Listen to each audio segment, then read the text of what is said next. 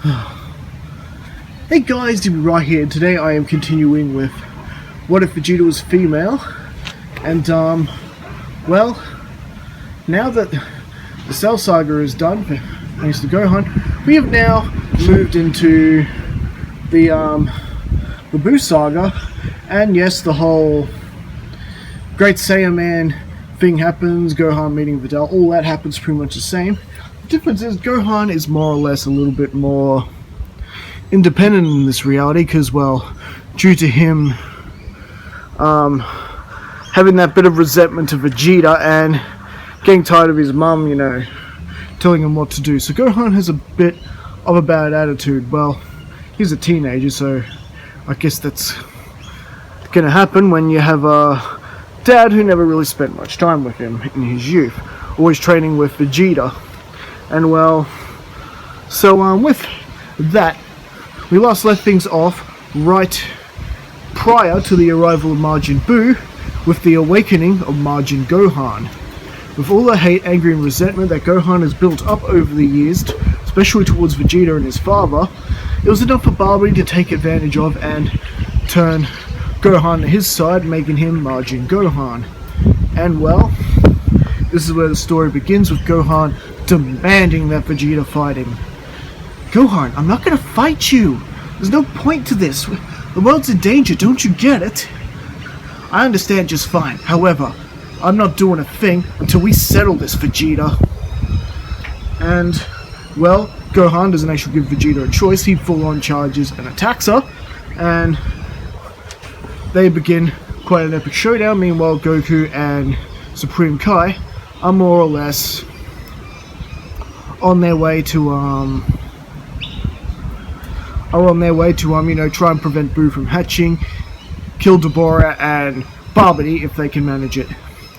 And well, this well, that's going on. This leads to a pretty epic battle between Majin Gohan and Vegeta.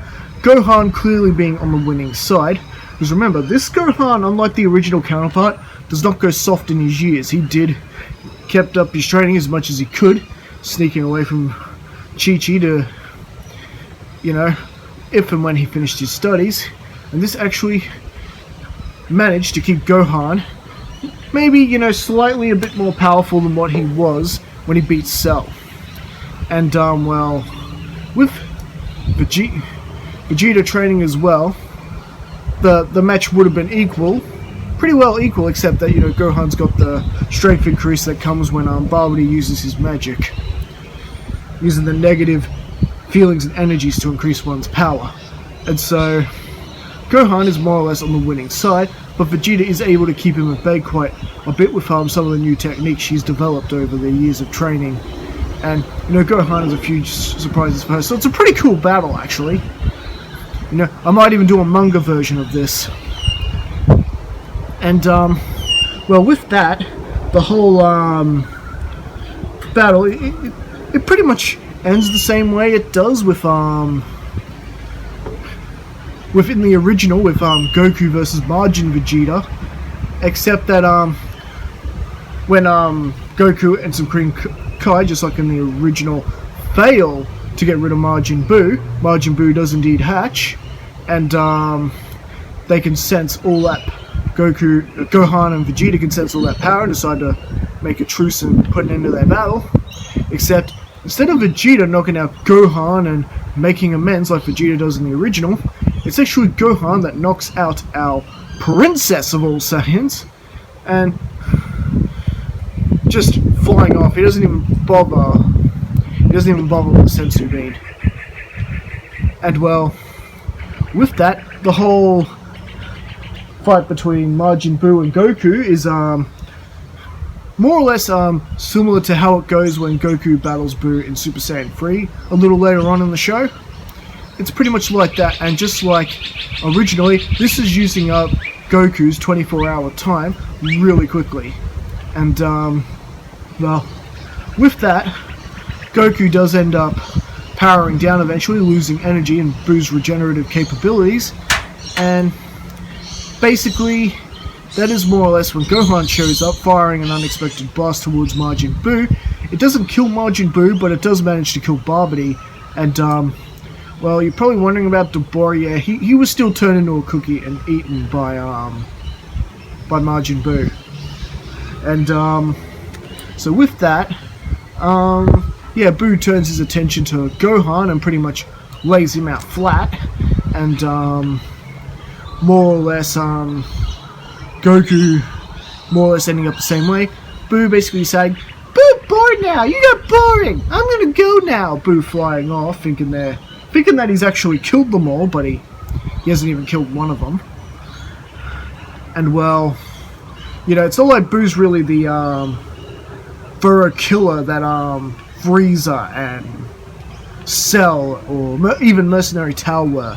So with that, Vegeta actually finally arrives, and he sees that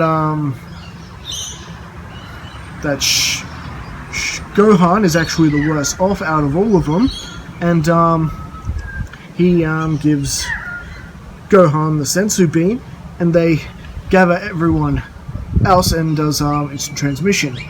While Gohan's sort of waking up while Vegeta's holding him, he's just like, "Vegeta, I'm so sorry. I know this is my fault." "Nonsense, none of this is your fault, Gohan. I should have known how you were feeling." And so they gather everyone together and they use instant transmission to appear at the lookout, and after Dende healing everyone up, they more or less track down everyone else and bring them up to the lookout too, and Goku does not have a lot of time left. He's got about an hour left, if that. And so with that, he decides to spend the remainder of his hour teaching everyone who's there the fusion. And well, Gohan, this is where Gohan pipes up and insists, "If we're gonna do this fusion thing, Dad, I insist that I fuse with Vegeta." And well, Vegeta just a little taken aback by this, but sort of smirking. "You got it, kid." Or rather, "You've got it, kid."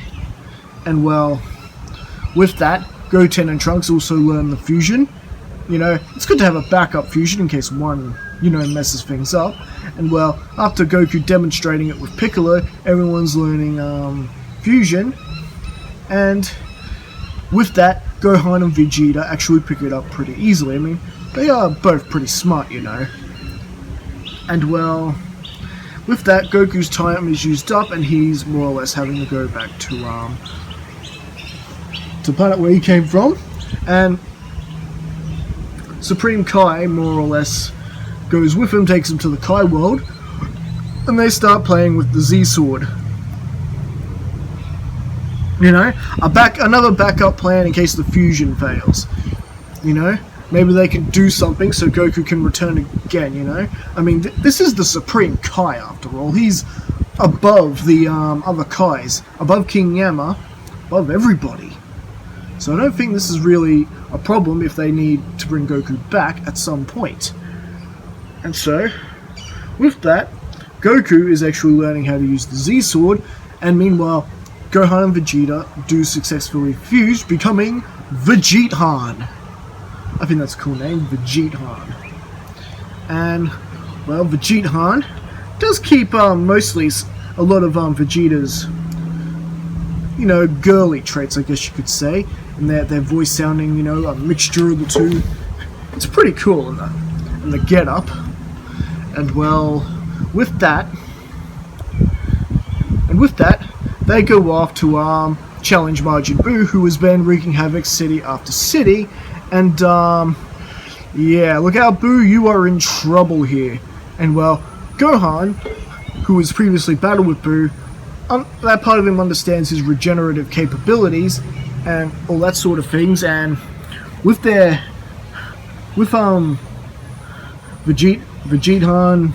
Vegetahan's power, it's just way too much for Majin Buu, and Majin Buu is more or less annihilated by the duo.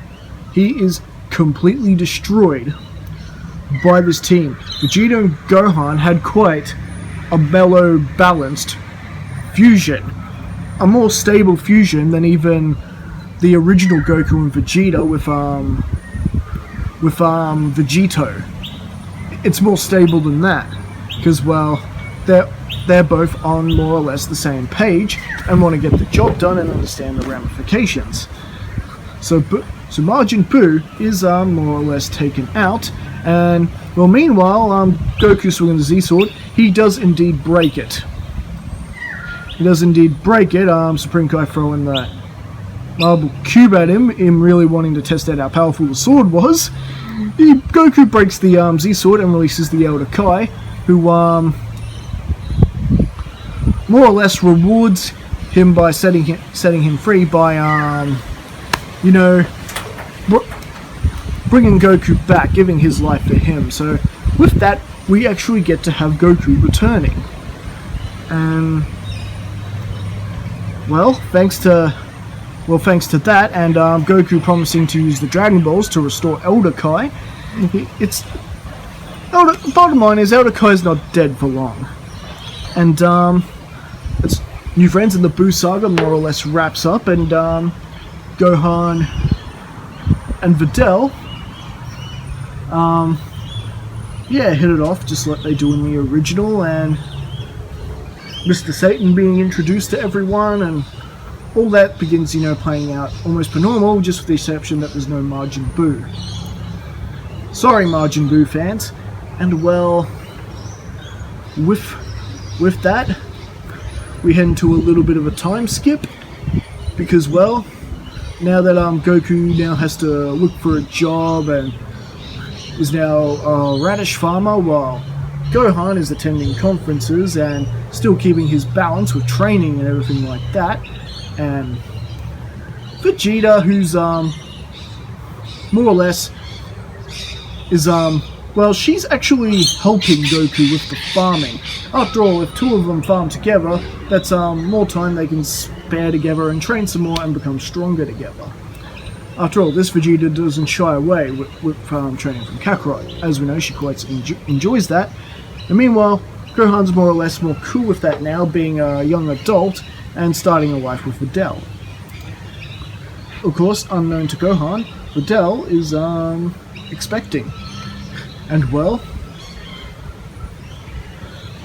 everyone is more or less at peace, unaware that there is now a new threat heading towards them. A certain God of Destruction, Lord Beerus, has awoken from his slumber, and I think that is actually where we'll leave things for right now. That's where we're going to leave things for now. So what do you guys think? Did you like this discussion? Don't forget to leave your thoughts in the comments, don't forget to like and subscribe, and I'll see you guys again next time. Catch you later.